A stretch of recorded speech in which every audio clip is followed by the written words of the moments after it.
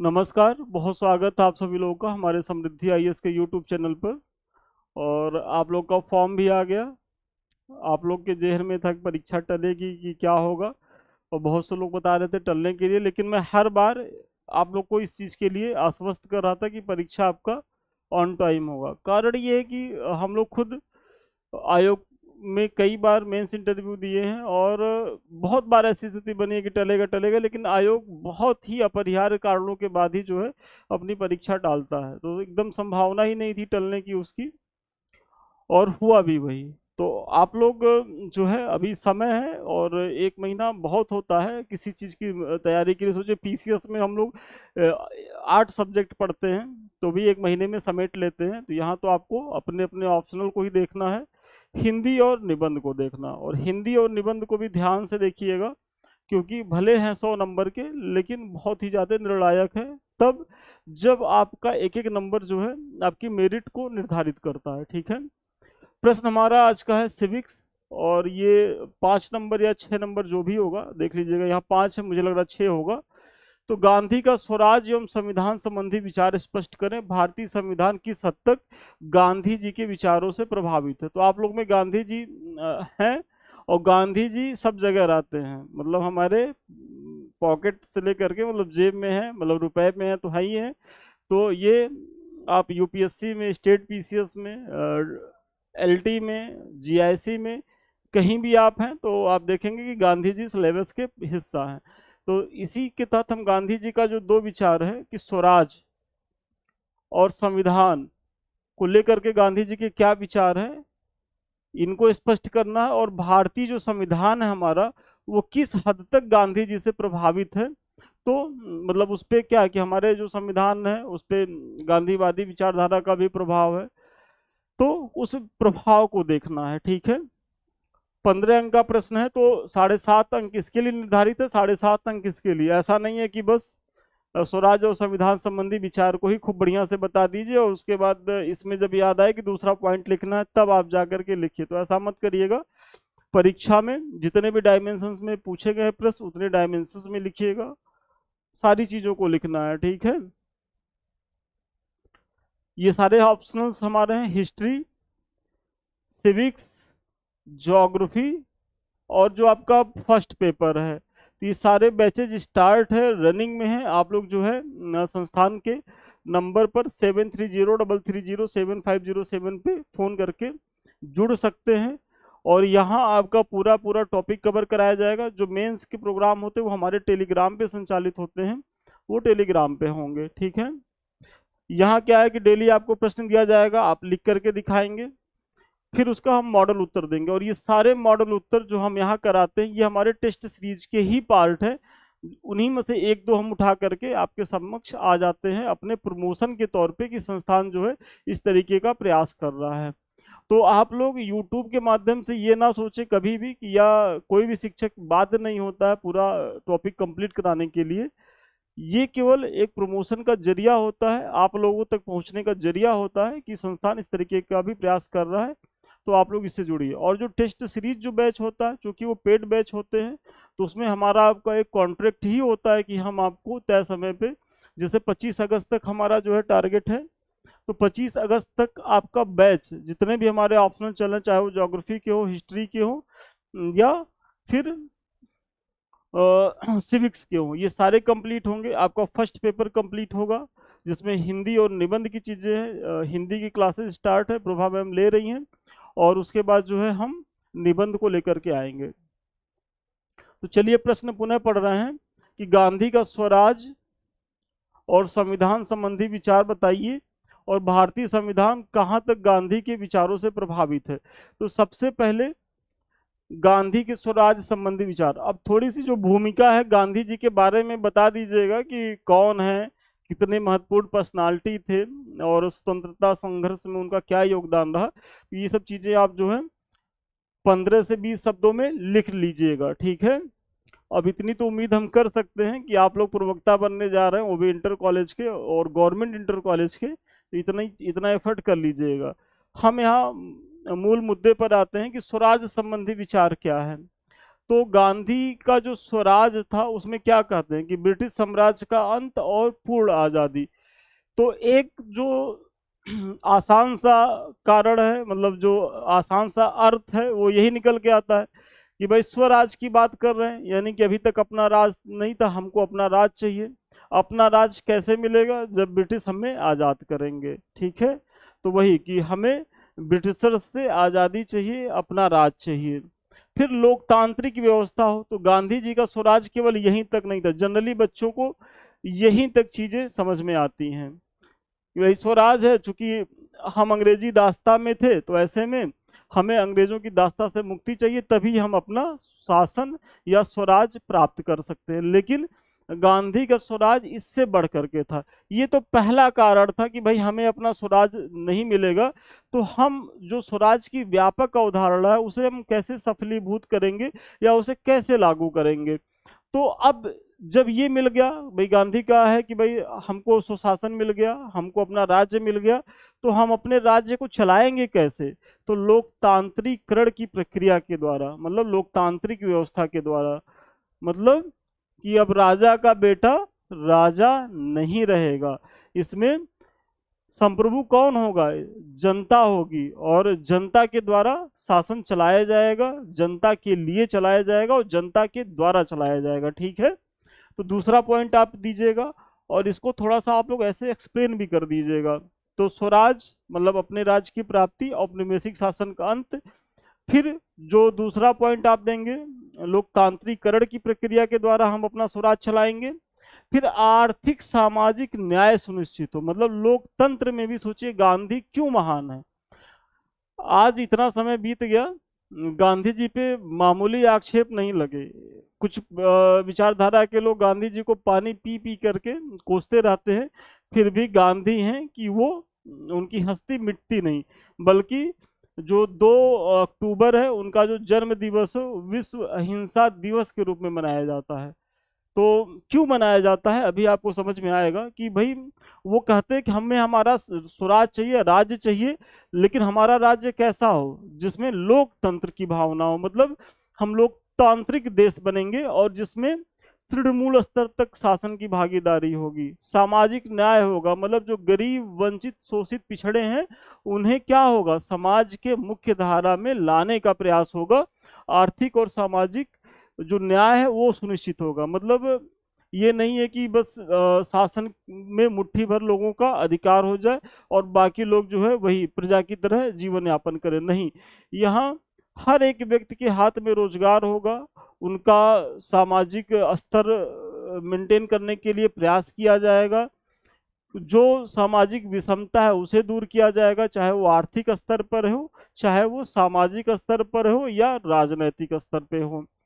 फिर स्वराज, जो अगला स्वराज का मेन पॉइंट है वो आत्म संयम पर आधारित कार्यों का निर्वहन, जिसमें समाज के न्यूनतम व्यक्ति को लाभ हो।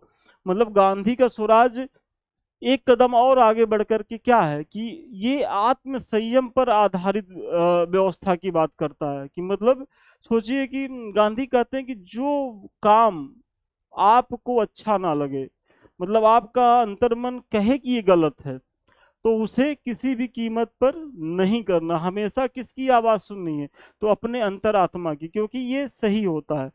बुद्धि हमारी क्या है कि वो लाभ लोभ मोह से क्या है? प्रेरित होती है। तो इसमें क्या है? विचलन है। ये आपको कभी कभी अगर आप सामंजस्य बैठाने में सफल नहीं होते तो आपसे गलत काम भी करवा देती है। और इसी में आप देखेंगे कि बड़े बड़े महात्मा भी बुद्धि के चक्कर में फंस करके, बुद्धि के चक्कर में मतलब वही कि लाभ लोभ मोह के चक्कर में फंस करके अपना नैतिक पतन कर लेते हैं। तो इसीलिए गांधी का मानना क्या था कि हमेशा जो विचार हो, यदि आप शासक हैं, मतलब आप जो है देश की सत्ता का संचालन कर रहे हैं, तो आप ऐसी नीतियों का अनुसरण करेंगे जो आपकी अंतरात्मा से निकल करके आए, न कि आपकी जो बुद्धि कहे। ठीक है, तो वही है गांधी का स्वराज। कि मतलब हम अपने आत्म निर्णय के सिद्धांतों के तहत जो है अधिकतम लोगों के खुशियों के लिए प्रयास करेंगे। तो ये सारे प्रयास क्या है? गांधी के स्वराज संबंधी विचार हैं कि गांधी का स्वराज यहीं तक नहीं था और कि ब्रिटिश साम्राज्य से मुक्ति मिल जाए और भारतीयों का अपना शासन हो जाए।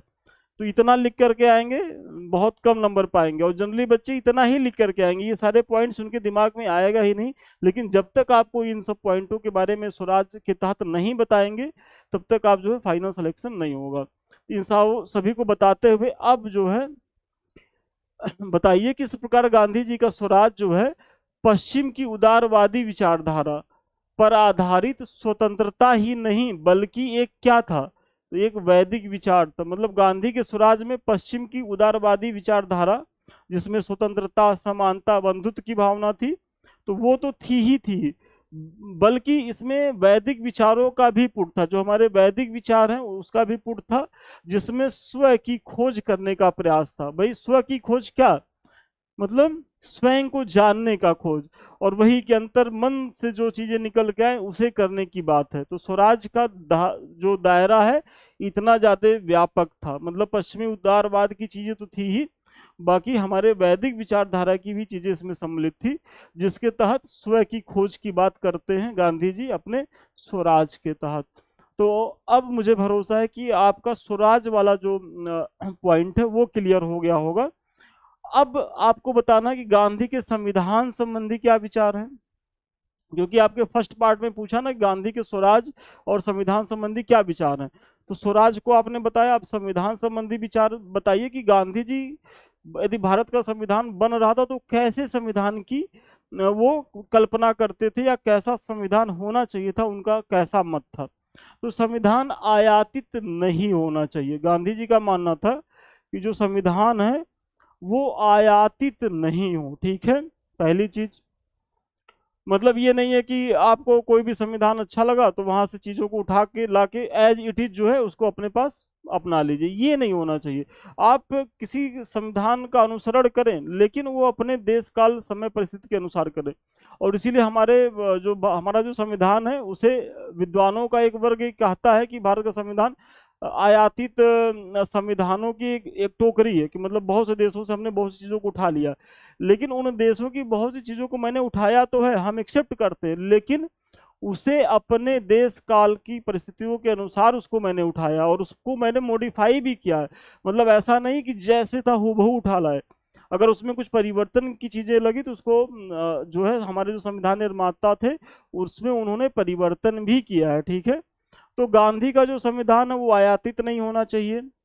राज्य कम से कम शासन करे, मतलब संविधान में ऐसा प्रावधान हो कि राज्य जो है वो कम से कम शासन करे, क्योंकि राज्य में बुराई है और गांधी जी जो है क्या कहते हैं कि राज्य में आवश्यक बुराई है, और राज्य जो है वो लोगों के अधिकारों का हनन करता है। इसीलिए उनका मानना था कि राज्य जो है वो कम से कम शासन करे, ज्यादा से ज्यादा शासन जनता के द्वारा संचालित हो। ठीक है, तो दूसरी चीज हो गई। फिर अधिकतम शक्तियां क्या है, मतलब राज्य में भी जो अधिकतम शक्तियां हैं, वर्तमान में सबसे शक्तिशाली कौन है? तो आप देखेंगे कि केंद्र सरकार है वो सबसे शक्तिशाली, उसके बाद राज्य है, फिर पंचायतों का नंबर आता है। लेकिन गांधी का जो संविधान, अगर गांधी संविधान बनाने बैठते तो वहां सबसे ज्यादा शक्तिशाली कौन होता? तो पंचायतें होती, क्योंकि पंचायतों के पास अधिकतम शक्तियां पंचायतों के पास हों, उसके बाद राज्य के पास, और उसके बाद जो बचे शेष शक्तियां वो केंद्र के पास हों। मतलब अभी स्थिति क्या है? केंद्र सरकार, फिर राज्य सरकार, फिर पंचायतें, ये स्थिति है। लेकिन गांधी होते तो यहां पहले पंचायत होती, फिर राज्य सरकार होता, फिर क्या होता? केंद्र सरकार। ठीक है, तो ये गांधी का है कि मतलब पंचायत सबसे शक्तिशाली हो।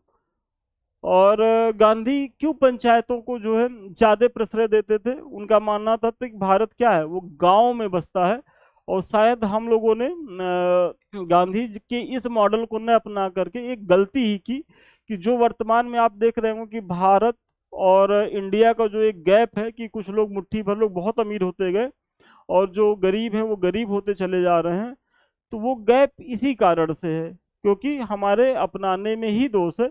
हमें यहाँ गांधी जी के मॉडल को अपनाना चाहिए था कि जो विकास हो वो तृणमूल स्तर तक से निकल करके और वो उच्च स्तर तक जाए। मतलब निचले पायदान से उछले पायदान पर जब विकास की गति इस तरीके की होती है तो उसमें क्या होता है, वो विकास अस्थाई होता है, वो विकास समावेशी होता है और सभी व्यक्ति उससे जो है लाभान्वित होते हैं। फिर गांधी जी विकेंद्रीकृत अर्थव्यवस्था की भी बात करते थे। मतलब गांधी जी पे एक आरोप लगता है कि गांधी जो है वो जो बड़ी बड़ी मशीनों के प्रयोग का जो है वो विरोध करते थे। ऐसा नहीं है, गांधी जी उन मशीनों का विरोध नहीं करते थे। गांधी जी का मानना था कि ऐसा ना हो कि मशीनों के आ जाने से जो लघु और कुटीर उद्योग है वो ना प्रभावित हो। मतलब गांधी जी अर्थव्यवस्था में भी विकेंद्रीकरण चाहते थे। मतलब जो अर्थव्यवस्था के 3 सेक्टर होते हैं, प्राथमिक, द्वितीयक, तृतीयक। प्राथमिक में जिसमें पशुपालन और एग्रीकल्चर है, द्वितीयक में उद्योग इंडस्ट्री है, थर्ड में सर्विस सेक्टर है। तो इन सारों में क्या है कि मतलब सबके विकास की बात करते थे।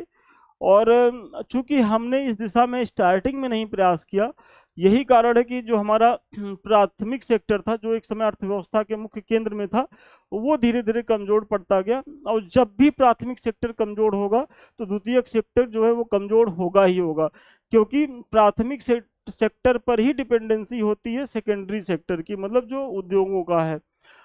अर्थव्यवस्था में जो थर्ड सेक्टर है, सेवा क्षेत्र, उसमें हमारी प्रगति है, लेकिन इसीलिए जो हमारा विकास है वो समावेशी नहीं है, इंक्लूसिव नहीं है।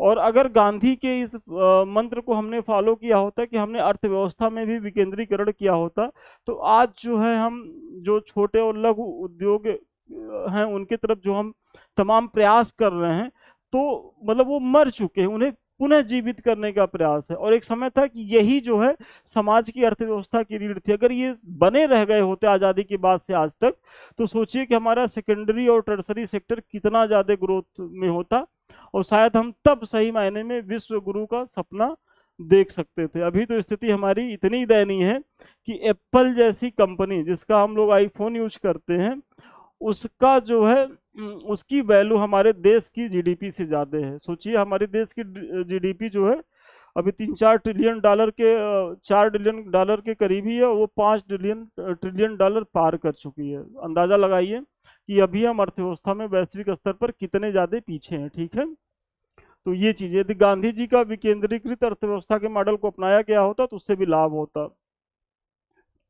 फिर जहाँ तक गांधी का संविधान पर, गांधी के प्रभाव की बात है, तो भारतीय संविधान पे, चूंकि अब अगला पक्ष यही है कि जो हमारा संविधान है उस पे गांधी का प्रभाव कहाँ तक रहा, तो उसका हम लोग देख लेते हैं। इसे निम्न बिंदुओं के माध्यम से देख सकते हैं। जैसे अनुच्छेद 17 है हमारा, अस्पृश्यता का अंत है। तो अस्पृश्यता के अंत की बात गांधी जी हमेशा अपने आश्रम में करते थे, और ये प्रभाव पूरी तरीके से गांधीवादी जो है विचारधारा पे ही आधारित है। इसी तरीके से आप नीति निदेशक जो हमारे तत्व हैं, जिसमें प्रमुख रूप से समान न्याय, निशुल्क विधिक सहायता, फिर जो ग्राम पंचायतें हैं आर्टिकल 40 जो हमारा है, फिर काम की न्याय संगत और मानवोचित दशाओं का उपबंध, पोषाहार एवं जीवन स्तर को ऊंचा करने तथा लोक व्यवस्था का सुधार करने का राज्य का कर्तव्य, फिर कृषि एवं पशुपालन का संगठन, पर्यावरण संरक्षण, अंतर्राष्ट्रीय शांति एवं सुरक्षा की अभिवृद्धि आदि। तो ये जो सम्मिलित कारण है, इस पे आप देखेंगे जो हमारे संविधान में है, तो पूरा पूरा प्रभाव क्या है, तो गांधीवादी विचारधारा का ही है। वही पर्यावरण संरक्षण की बात होती है, और गांधी जी से ज्यादा पर्यावरण संरक्षण को लेकर के कौन मुखर था, तो वो तो खुद ही कहते हैं कि भाई प्रकृति के पास इतना कुछ है देने कि वो सारे व्यक्तियों की जो मूलभूत आवश्यकता है पूरा कर सके, लेकिन किसी एक व्यक्ति के लालच की नहीं। तो पर्यावरण संरक्षण की बात करते हैं, ग्रामीण अर्थव्यवस्था के उत्थान की बात करते हैं, तो वो भी संविधान में डाला ही गया है। और उसी के तहत आप देखेंगे कि भाई आज जो ग्रामीण स्तर पर लघु और कुटीर उद्योग है उनके विकास के लिए सरकारें तमाम योजनाएं चला रही हैं। उत्तर प्रदेश में 1 डिस्ट्रिक्ट 1 प्रोडक्ट उसका एक बहुत अच्छा उदाहरण है, और बहुत तेजी से वो उसका डेवलपमेंट भी हो रहा है। तो फिर आप देखेंगे अंतर्राष्ट्रीय शांति की बात है, तो वो भी गांधी के ही विश्व अहिंसा के सिद्धांत से प्रेरित है। फिर पंचायतों का जो गठन है आर्टिकल 40 के तहत, वो भी आप देखेंगे उस पर भी गांधी जी का ही प्रभाव है, क्योंकि गांधी जी क्या है कि पंचायतों को तो सबसे ज्यादा शक्तिशाली करने की बात करते हैं, मैंने पीछे ही बताया है। फिर निशुल्क और कानूनी सहायता देने की बात हो, या जो अंत्योदय की बात है कि भाई आज तमाम जो वेलफेयर की योजनाएं चलाई जा रही हैं जिसके तहत निशुल्क भोजन की व्यवस्था है, उन्हें पोषाहार दिया जा रहा है, तो ये सारी व्यवस्था के पीछे गांधीवादी जो थॉट है वही उल्लेखनीय है। और आप एक एक करके सबको बता करके फिर आप जो है अपने उत्तर को समाप्त कर सकते हैं। तो अच्छा प्रश्न था, मुझे बहुत भरोसा है कि इस प्रश्न के माध्यम से न केवल आपको एक मॉडल उत्तर मिला होगा, बल्कि भूमिका निष्कर्ष कैसे लिखना है और कैसे जो है थोड़ा सा आपको ज्यादा परिश्रम करके लिखना है। क्योंकि देखिए, जब तक आप बहुत टू द पॉइंट होकर के और बहुत अच्छी आंसर राइटिंग नहीं करेंगे, तो इस प्रतिस्पर्धा के दौर में इतनी कम सीटें हैं, आप जो है अपनी परीक्षा को क्रैक नहीं करेंगे। तो इसीलिए हमारे संस्थान के साथ जुड़े, हमसे जुड़े और अपनी तैयारी को बेहतर करें। ये हमारे कुछ लिंक्स हैं। सबसे पहला तो हमारा ये है @समृद्धि IAS ऑफिशियल। तो अभी तक आप लोगों ने इसको ज्वाइन नहीं किया तो ज्वाइन करें, क्योंकि जो हम पढ़ा रहे हैं एक समय के बाद आपको यहाँ क्या है तो इस पे PDF मिल जाएगा। साथ ही साथ ये हमारे 2 चैनल है यूट्यूब के, एक तो जिससे अभी हम आप रूबरू हैं, दूसरा संदीप मिश्रा ऑफिशियल। तो ये दोनों चैनल आपकी तैयारी के लिए बेहद उपयोगी हैं। और तीसरा है कि आप हमसे बात करना चाहते हैं, हमारे किसी बैच से जुड़ना चाहते हैं, तो 7303307507 पे संपर्क कर सकते हैं। तो ठीक है, आज के लिए इतना ही। पुनः मिलते हैं नए वीडियो में नए क्लास के साथ। तब तक के लिए धन्यवाद, बहुत शुभकामनाएं आपको।